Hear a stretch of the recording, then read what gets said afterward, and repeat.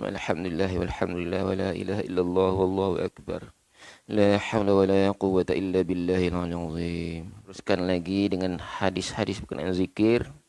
Hadis ke-16. Sayyidina Abu Hurairah radhiyallahu anhu meriwayatkan bahawa Rasulullah sallallahu alaihi wasallam bersabda, 7 golongan akan dilindungi Allah Subhanahu wa taala di bawah bayangan rahmatnya pada hari yang tiada bayangan selain daripada bayangan rahmatnya, iaitu pertama, pemerintah yang adil. Kedua, pemuda yang menggunakan masa muda untuk beribadat kepada Allah Subhanahu wa taala. Ketiga, lelaki yang hatinya sentiasa terpaut kepada masjid. Keempat, 2 orang yang berkasih sayang antara satu sama lain kerana Allah Subhanahu wa taala.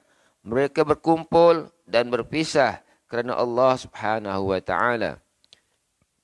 Kelima, lelaki yang digoda oleh wanita bangsawan dan jelita, lalu dia berkata, sesungguhnya saya takut kepada Allah.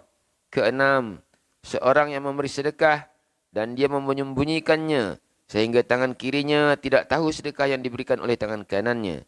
Ketujuh, lelaki yang mengingati Allah Subhanahu wa taala bersunyi diri sehingga berlinangan air matanya. Keterangan. Berlinangan air mata boleh membawa maksud seseorang yang dengan sengaja mengingati maksiat dan dosa-dosa yang lampau, lalu dia menangis hingga berlinangan air matanya. Atau boleh juga membawa maksud seseorang yang menangis kerana sangat terharu sehingga tanpa disedari air matanya berlinangan. Hadrat Sabit Bunani rahmatullahi alaih meriwayatkan kata-kata seorang wali Allah. Aku mengetahui doa yang mana satukah telah diperkenankan. Orang ramai bertanya, bagaimana Tuan dapat mengetahui tentang itu? Jawabnya, semasa berdoa, apabila bulu roma tegak, hati berdebar dan air mata berlinangan, maka doa itu akan diterima. Salah satu daripada 7 golongan yang disebutkan dalam hadis di atas ialah seseorang yang mengingati Allah Subhanahu wa taala dengan bersunyi diri sehingga berlinangan air matanya. Pada diri orang itu didapati 2 sifat dan kedua-duanya adalah unggul. Yang pertama ialah ikhlas kerana dia mengingati Allah Subhanahu wa taala bersunyi diri. Yang kedua ialah perasaan takut kepada Allah Subhanahu wa taala atau rindu kepada Allah Subhanahu wa taala kerana cinta kepadanya sehingga berlinangan air mata, dan kedua-dua sifat ini merupakan kelebihan yang sempurna. Dalam bait syair yang bermaksud, tugas kami ialah menangis mengingati kekasih pada waktu malam, dan tidur kami adalah tenggelam dalam mengingatimu. Di dalam hadis tersebut di atas, rajulun zikrullah haliya bermaksud lelaki yang mengingati Allah Subhanahu wa taala dengan bersunyi diri. Para ulama tasawuf menyatakan bahawa bersunyi diri di sini membawa 2 pengertian. Pertama, bersunyi diri daripada orang ramai yang bermaksud berseorangan diri. Ini adalah pengertian yang biasa dipakai. Kedua, sunyi hati daripada segala sesuatu selain Allah. Mereka mengatakan bahawa inilah pengertian sunyi diri yang sebenarnya.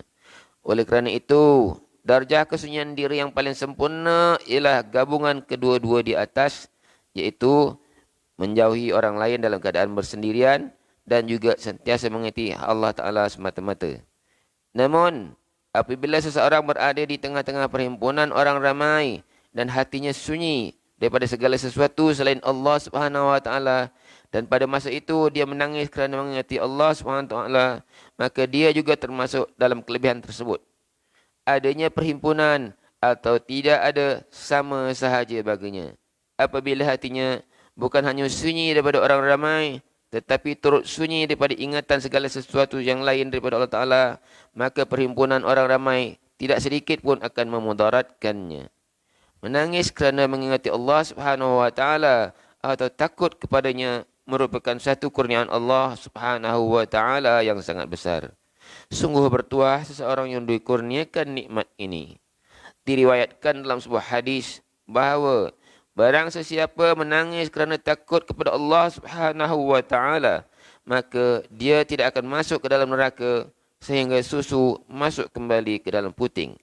Jelaslah bahawa keadaan ini adalah sesuatu yang mustahil, maka begitulah juga mustahil dia akan dimaksudkan ke neraka. Diriwayatkan dalam hadis yang lain, barang siapa yang menangis kerana takut kepada Allah Subhanahu wa taala sehingga sebahagian daripada air matanya menitis ke tanah, maka dia tidak akan diazab pada hari kiamat. Disebutkan dalam sebuah hadis bahawa api neraka diharamkan ke atas 2 jenis mata. Pertama, mata yang menangis kerana takut kepada Allah Subhanahu wa taala. Kedua, mata yang berjaga malam untuk memelihara Islam dan umat Islam daripada serangan orang kafir.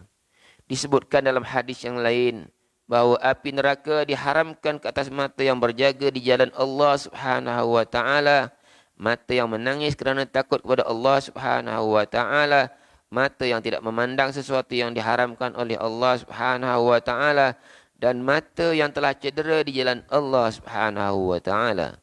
Diterangkan dalam sebuah hadis bahawa sesiapa yang mengingati Allah Subhanahu wa taala bersendirian adalah seperti seorang yang pergi berseorangan diri untuk menentang orang-orang kafir. Alhamdulillah. Mudah-mudahan setelah kita mendengar maksud hadis dan juga keterangannya, kita dapat mengambil iktibar, mengamalkan segala yang baik daripada hadis ini, seterusnya menyebarkan kepada saudara mara kita yang lain. Mudah-mudahan kita mendapat pengampunan Allah Ta'ala dan mendapat keredaannya, insyaAllah. Kita tutup majlis pagi ini dengan tasbih kifarah dan surah wal-asr. Subhanallah bihamdihi, subhanakallahumma bihamdika, asyhadu an la ilaha illa anta, astaghfiruka wa atubu ilaik. Bismillahirrahmanirrahim. Wal 'asr. Innal insana lafi khusr illa allazina amanu wa 'amilus shalihat wa tawasaw bil haqq wa tawasaw bis sabr. Shadaqallahul 'aliyyul 'azim.